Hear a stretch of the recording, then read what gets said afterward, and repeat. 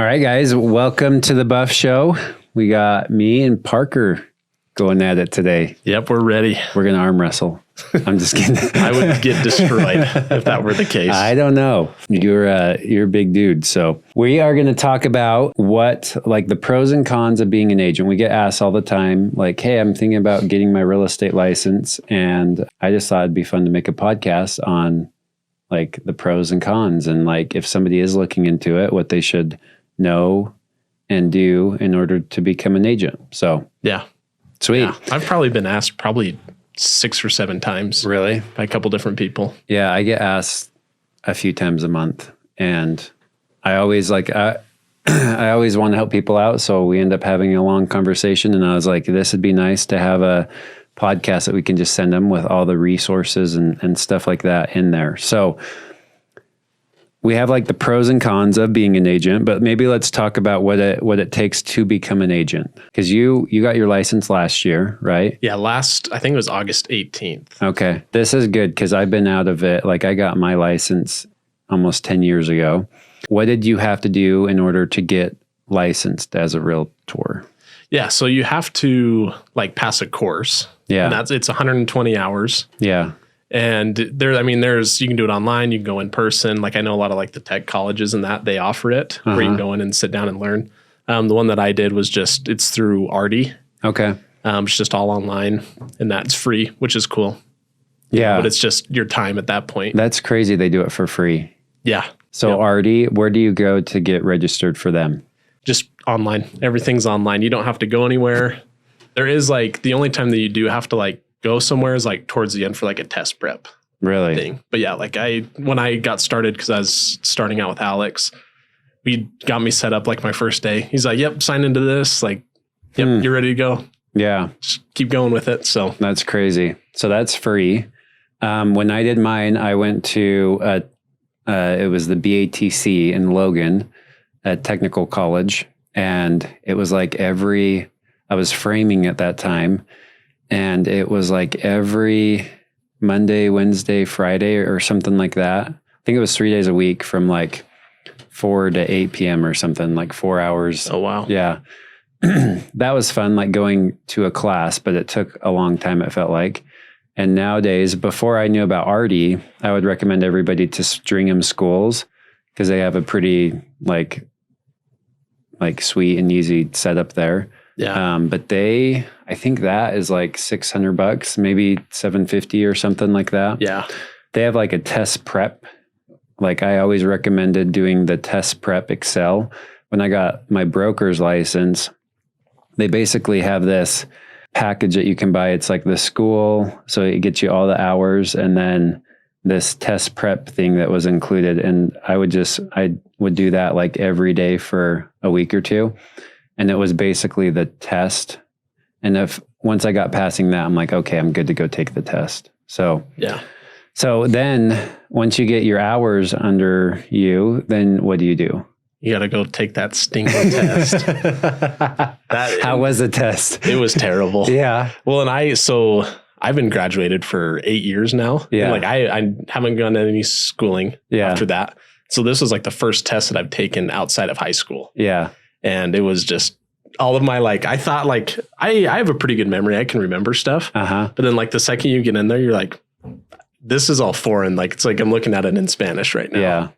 Well, the hard thing about real estate school too is like what they teach you in the class is nothing that you actually do day to day, it seems like. Mm-hmm. And so even if I were now having practiced and done this for 10 years, if I were to go take the initial test today, I'd probably not pass it because same. I mean, maybe, I don't know, but I'm doubting I would because it's just, I don't know. They don't do a very good job of like lining up what it is that you do and what is on the test.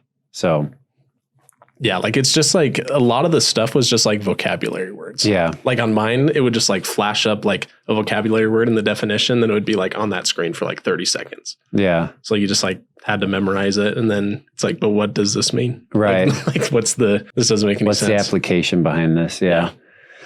So once you get through the school, you have to take a state test and a There's a Federal. state and like federal or national or something like that. So you have to pass both of them, and then you're licensed. And then after that, once you get licensed, you have, we should have written this down, but probably we'll say 90 days. I don't know how long, X amount of days to hang your license with a brokerage. So every agent has to put their license under a broker, and there's thousands of brokerages that you can select. And that brokerage will have like rules and guidelines and kind of like a way that they operate. There's more like all-inclusive brokerages, and then there's ones that are just like very basic. You pay them a transaction fee, and you have limited help and support there. So, but then you'll have to hang your license with a brokerage, and then you're off to the races. You're ready to go out and like help people buy and sell and transact and invest. Right. And it's crazy because like when you get out of school, like how did you feel? Did you feel prepared? In my case, a little bit. Yeah. Just because like I had been working with Alex. Right. And that's like I had a general knowledge. Yeah. Like if I were to, I don't know if I would have jumped into it full time. Yeah. Right then. I think I probably would have like maybe still kept working and then like do it part time. Yeah. You know, just to like try and figure everything out. Yeah. Yeah. It's hard. It's hard to get to learn it. Like it just takes time. I remember when I got licensed, I was like, sweet, now what do I do? And I ended up getting a deal with a buddy of mine. I was living in Logan at the time, and he bought a house in Provo. And I was just like, I mean, it was not great. Yeah. But we got through that. My broker at that time helped me out quite a bit. But then once I got a handful of deals underway, like I started to like, okay, this is the process. Like it started making more sense. So with that behind us, what are some of the pros and cons of becoming a real estate agent? So we'll start with the pros. And I'll just say let's start with the pros. Okay. Yeah. You want to go? Yeah. So flexibility. This has been a huge, just even blessing for me because we got married, me and Megan, just last October. Yeah. And it's been so nice just to be like, oh, I need to run here, like run an errand or like go pick this up, even like before the wedding. You know, just having time to where like I don't have to be clocked in somewhere and, you know, like tied down. Yeah. So like that's been huge for me. So flexible. Yeah. More flexible schedules, meaning you can kind of set up your day how you want. If you want to work more in the afternoon and like do other stuff in the morning or whatever. Yeah. I would say it's a curse for guys like me where it's like, I feel like I just go all the time. Like there's no on or off switch, but it does give you some flexibility. We'll dive into the cons later. I'm not going to say much more on that. So number 2, potential for high income.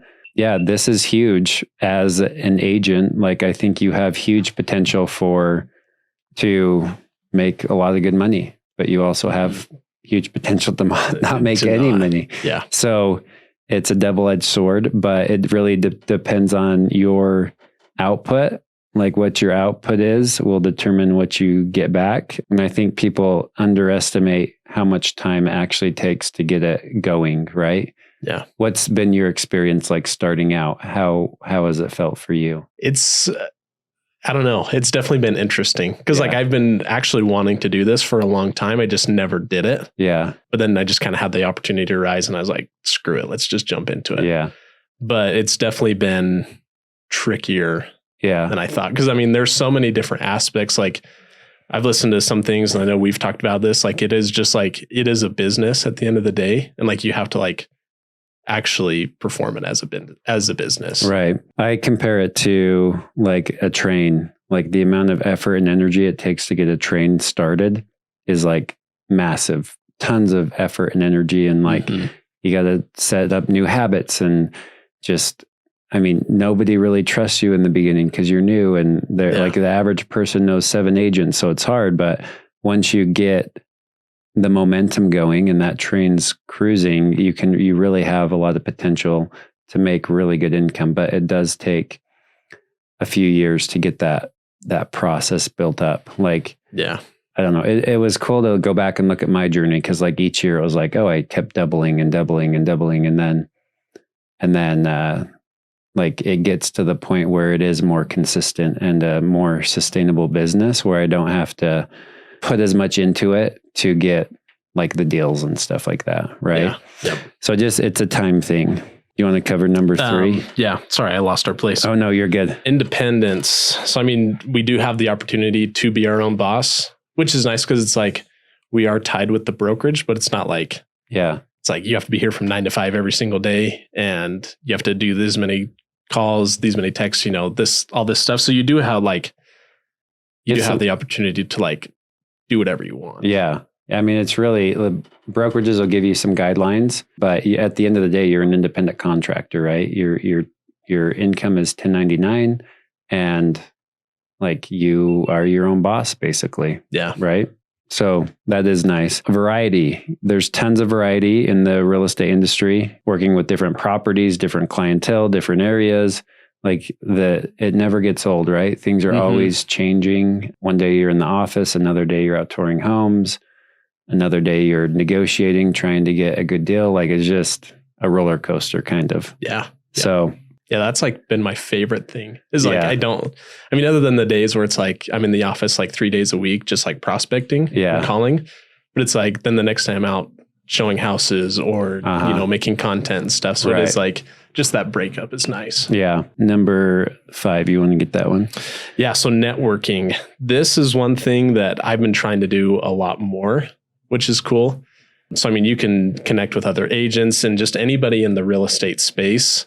And I always thought it was just like agents, lenders, and then title, like that's really what I thought. But I've been going to a real estate, like connections, like group. I've been there twice with Austin. Okay, cool. But it's like, they have like builders there, landscapers, painters, like that's anybody sweet. In the space. Anything that has to do with a house. Yeah. So it's pretty cool. Like just the opportunities that arise with that. Right. And I have met some pretty cool people that have just like one inspired me to do more, but then even like that have helped me out. No, I've met some amazing friends just through doing deals with them and stuff like that. And like other agents I've worked with, it's definitely a cool, you get to meet and work with a lot of different people.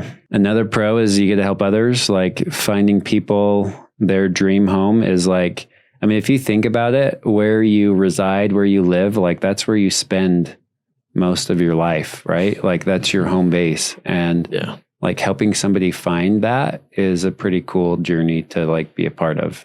And it's a big deal too, right? So I really enjoy that part of it. A lot of satisfaction from that. Yeah, I agree. And then, like learning opportunities. The one thing that I didn't even realize that we would be doing, like, I didn't know that you had to have CE like hours each year. Like you have to have, what is it? Like, isn't it 18 hours? I think it's 18 hours every 2 years or something like that. Yeah. Yeah. So like, that's been cool. Cause it's like, well, people come into the office and like teach us a class. And it's like, you learn so much just from that class, right? And then like, I'm amped to go to Dallas in August. Like that's going to be sweet. Yeah. Cause I've always wanted to do something like that. But like in my previous work, previous jobs, like I never really saw like the benefit of like, why am I going to go to this conference and learn this stuff? Like it doesn't, but now it's like to where I can learn and grow myself to become better at my job. Then I might as well, go and do it. Yeah. Yeah. It is fun. Like I just got back from Orlando, went to a conference there, and that was awesome. There's so much opportunity there, and you just got to, like I call it sharpening the axe, right? You just got to keep staying sharp because things are always changing, trends, laws, contracts, just got to stay sharp. So, and then growth potential. So there's a lot of ways you can grow in the industry. You can expand your business, hire assistants, or even start your own brokerage. There's just a lot that you can do within the real estate space. A lot of our agents invest too, have rental properties and stuff like that. That's the reason I got into it, was so I could invest. And that was like a huge blessing for me. So any other pros that you can think of? Not that I can think of right now. I mean, I'm sure there's more. There's definitely more. But I mean, I feel like we covered a good majority of the pros. Yeah. Okay. We're going to jump into cons and let's start into it. So you want to get the first one? Yeah. So it is like 100% commission. Yeah. Like that's the thing that sucks. is it is like 100% commission. You don't have anybody else paying you. So that like comes back to what we were talking about in the pros, like as hard as you work, like will show like in your income, so I mean, if you're not putting in the work before, then you're not going to get paid at all. Yeah. Well, and it can take a while. Like in my business ebbs and flows. Like sometimes I'm like, man, I need, like, I'm at that spot right now. Like, man, we're into March and I've done 2 deals is all. Like it's unlike me. And it's like time to get grinding again. Right. Cause it's, you're the hunter, you're the gatherer. Like you got to go out and make it happen, you know? So 100% commission. I mean, there are other opportunities in the real estate space if you're licensed to not have it be commissioned based, like maybe you're doing transaction coordinating or something like that. But if you want to be an agent, it's going to be commission based. Number 2, irregular hours. You have to realize that most of your clients, I wouldn't say everybody, but most people are busy during the days because they have jobs and they want to go see homes and talk to you when they're not working. And so that means you have to work at irregular hours, oftentimes between like, say, 5 and 10 p.m. at night. Yeah. Or on weekends, which can be frustrating at times, right? Yeah. Because I feel like every client is like, oh, well, it's just me. Just this one time I'll bug Parker. But what they don't realize is there's, 5 other people saying that same thing. It was like last night on a call at it was almost 10 o'clock. And just like this. But I'm like, I don't have to do this right now, but I want to not have to do it tomorrow. So I'll just get it done with. But it always seems like it's like late at night or on the weekend or Christmas Eve, like whatever. Yeah, just random. Yeah. Like the work doesn't stop. Right. Sort of thing. Yeah. You want to get... Yes. So high competition. It is very competitive. Because I mean, everybody has the same mentality of like, they have to go out and find their business. And so like, I've never called like for sell by owners before, but I know that that's like one thing that people just focus on. So I'm sure like that's a very competitive space like that. Well, they say the average person knows 7 real estate agents. And so it's like, how do you stay top of mind if they know 7? Yeah. And one of them is probably their sister or cousin or uncle, Yep. And so it's hard. I would say most of the agents out there, it's kind of the 80-20 rule. Like 80% of the agents do 0 to 3 transactions a year. 20% do the other 80% of the work, Yeah. There's a lot of, because the barrier to entry is so low, and a lot of people are like, oh, I can just get my license and do a few homes a year or whatever. Like there's a lot of agents out there, right? Yeah. And there's only so many transactions that are happening within the state, and that ebbs and flows. So it is a competitive industry to be in, but that's where you really have to like stand out and again, be the sharpest axe in the tool shed, so that people are calling you, not somebody else. Yeah. Yep. Like I had just like one of the leads that came into the office. I called them up and I was like, hey, like I saw you're looking in this area, these houses. And they're like, and I talked to them for probably about 5 minutes. And then towards the end, they're like, oh, well, my son-in-law's an agent. They just got their license and that. And you're like, and I was perfect. Like, oh, thank you for telling me that 5 minutes into this conversation, Yeah. But then I was like, well, if you want to make it awkward, like just give me a call. I've been doing this for quite a while now and can help you out. Yeah. But no, that's awesome. Kind of funny. Yeah, it is. There was a funny meme I was talking about to Ben the other day. 2 agents were like talking to each other. They didn't know each other was an agent, and they were like trying to network and they were being very like fancy with what they do. Like one guy was like, yeah, I help with asset relocation, blah, blah, blah, blah, blah. And the other guy's like, he's like, oh, that's interesting. And the other guy comes up with some really fancy term of being an agent. And then they end up realizing they're both agents, and they're like, we're just wasting a bunch of time that's so talking to each other. But yeah, it's funny. There's a lot of competition out there. So market fluctuations, like you're not at the mercy of the market, but interest rates, like I've been shocked at how much, like I've seen the market like steadily increase, catch on fire, drop, plateau. And I've been doing it for 10 years. Like, it's just wild. Like, every year is like a different year or a different market cycle. Like, it's just always changing. And so we're always having to adapt and change and I don't know, just become different to manage the market cycles that we're going through.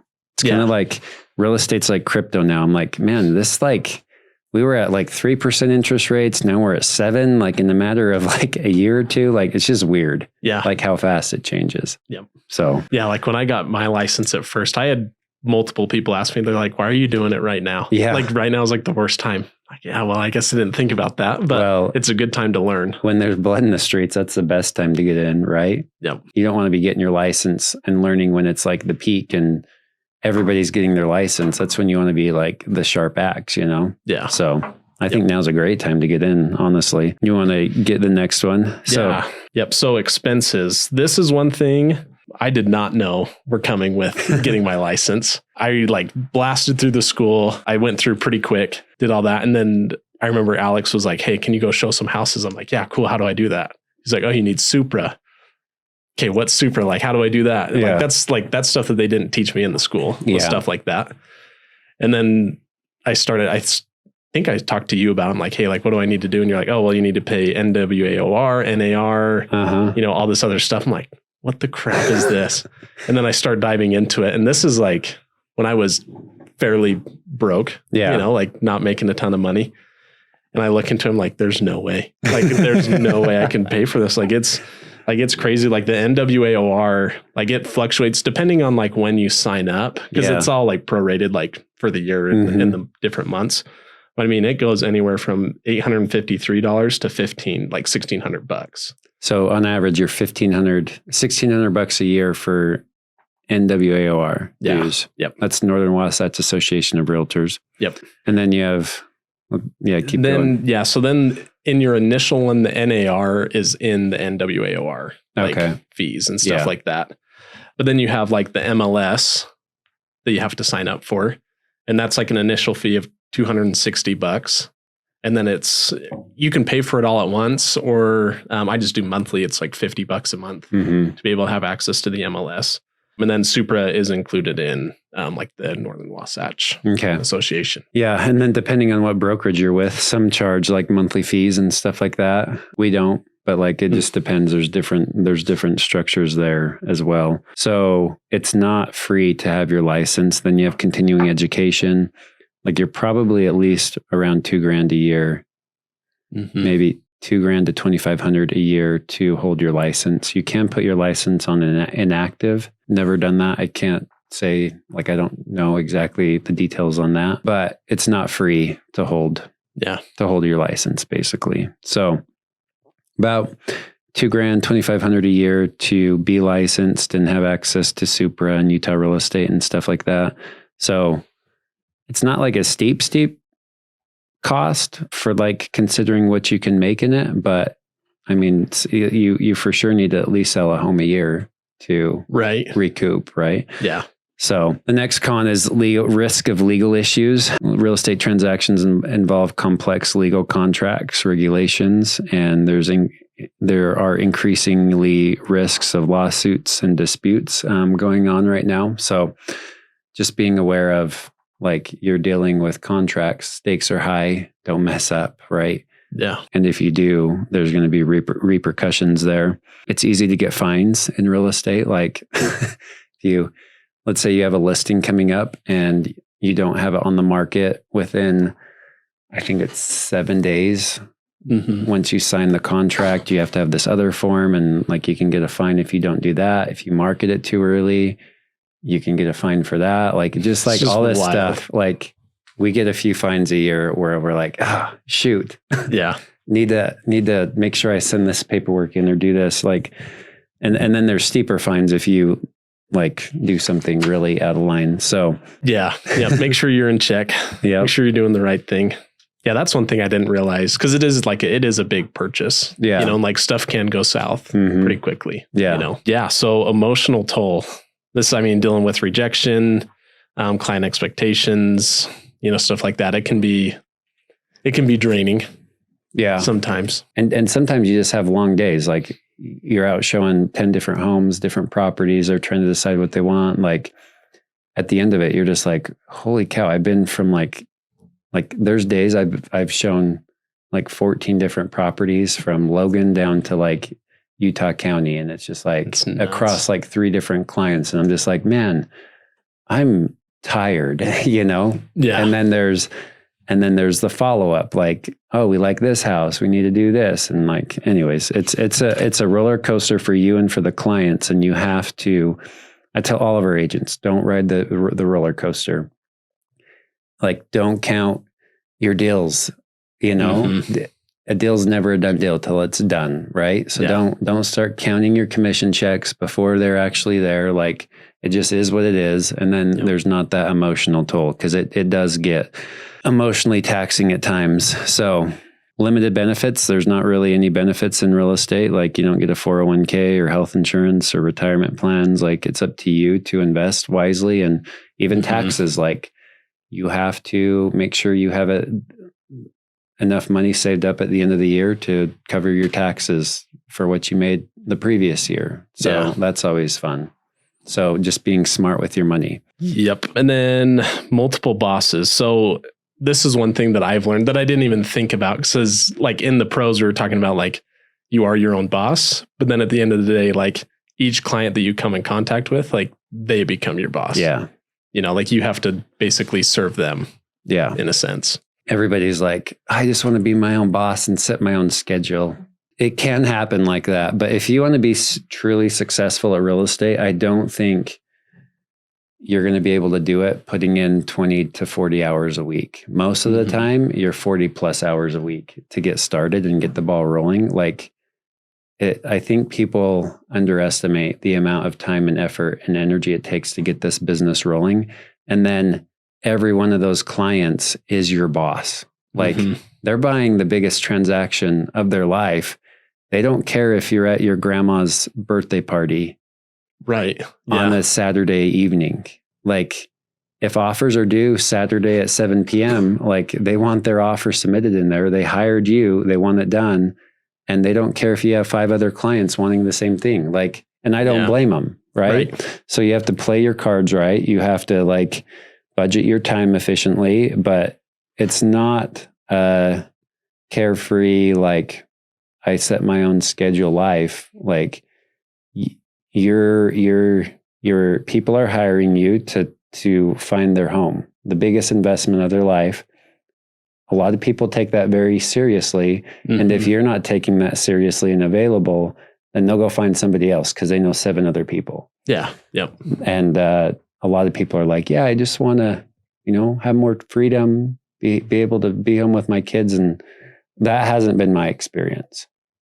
For me, it's been, it gives you freedom, but it also can, like, you can have more shackles on you at times.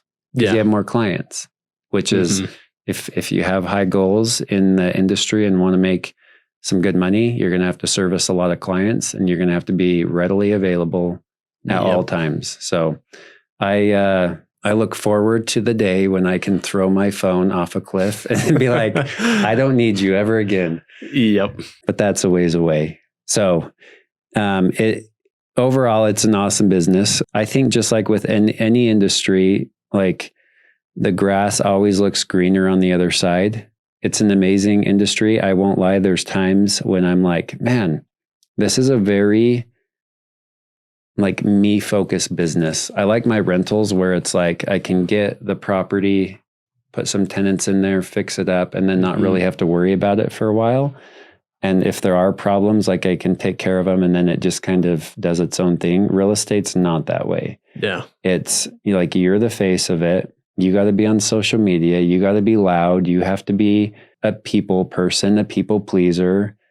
And if you're not willing to do that, then I don't recommend getting into the space, because you're not going to make it very far if you're not willing to put yourself out there and be just, what's the word? There's introverted and extroverted. Like, you got to be more of an extrovert in order to get things going. And I don't consider myself an extrovert, but when I have to, I am, right? Yep. I'm the same way. Yeah. I'm more of an introvert on like in my private time and stuff like that. But like day to day, I would say I'm fine going into that extrovert space, you know, doing a podcast, like not my favorite thing, but I've done it enough and it is what it is and we're doing it and it's working out good. So would you agree with that? I would agree. Yeah. Like I've definitely, because I've kind of just told myself like, I have to be out there. So like I'll find myself just talking to random people. Like I'll be in the line at the grocery store to check out. I'll just turn around to the person behind me. Hey, how are you? You know, just try and just make quick conversation, you know, which is good. Like society needs more of that because oftentimes we're too on our phones. Like I'll be in line at the grocery store and I'll look around and I'm like, man, everybody's just scrolling on their phones. Like it's kind of a crazy world we live in. But when you can, like, there's somebody right by you with the story that you can get to know, or like, even if they like, it's not all business central, like business motivated, like they don't have to do a deal with you. Sometimes it's just fun to talk and connect and get to know somebody, you know, next to you. So, but yeah, at the end of the day, it's an amazing career. There are a lot of changes going on right now. There's lawsuits attacking buyer agent commissions. So they're trying to do away with buyer agents, which we'll see where that goes. I'm not super worried about it. Like, I think we'll just adapt. And from having done this for the past 10 years, I just don't see a way how you can fully eliminate the real estate agent out of a deal and have buyer and seller be able to transact and not have there be massive problems, right? Yep.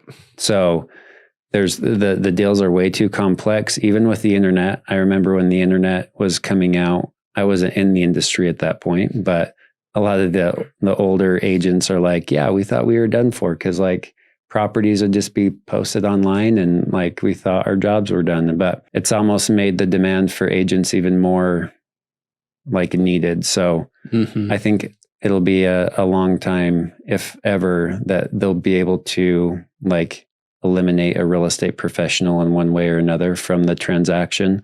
It's just a big deal, and the stakes are so high that it doesn't make sense not to have one. Right? Exactly. So I think it's an awesome career. I've enjoyed it. It's been a huge blessing for me, and hopefully this is helpful for you guys. If you're looking for other resources on like what it's like, David Green wrote a few books on becoming an agent, and I'm trying to remember what they're called. But David Green, he's a Bigger Pockets podcast host. Do you know? Like, I think one's called Sold.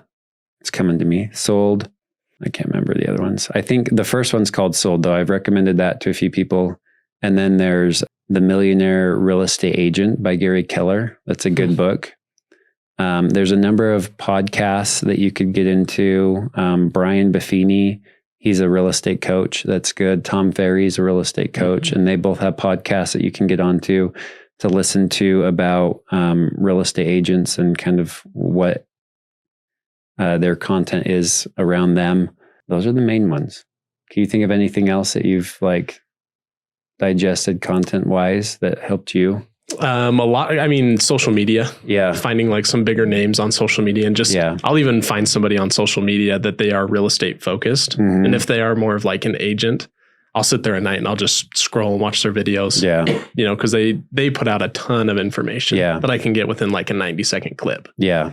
Yeah. You know, so I think that's been huge. I'm really big on podcasts. Yeah. Stuff like that. So, yeah. And I would say if you were to compare my life as a real estate agent, broker, investor to another one, like it's probably way different. So there's not like a one cut, like this is how it has to be, right? I operate different than other agents and brokers, and like you do a slightly different than me. So there is flexibility around that, how you set things up and stuff. But at the end of the day, you're in the sales business, and your job is to help people buy and sell and invest in real estate. Otherwise you don't get paid. And I think it can get super noisy on like, oh, well, I have to do these things. And there's a lot of things that you can do that don't necessarily make you money in real estate, right? When the actual money-making activities come down to helping people transact. So, but anyways, hopefully that's helpful. If you guys have any questions, reach out to us. We're here to be a resource for you. And if you know anybody looking to buy or sell or invest, hit up Parker. Yeah, hit me up. I'm ready. So, thanks, guys.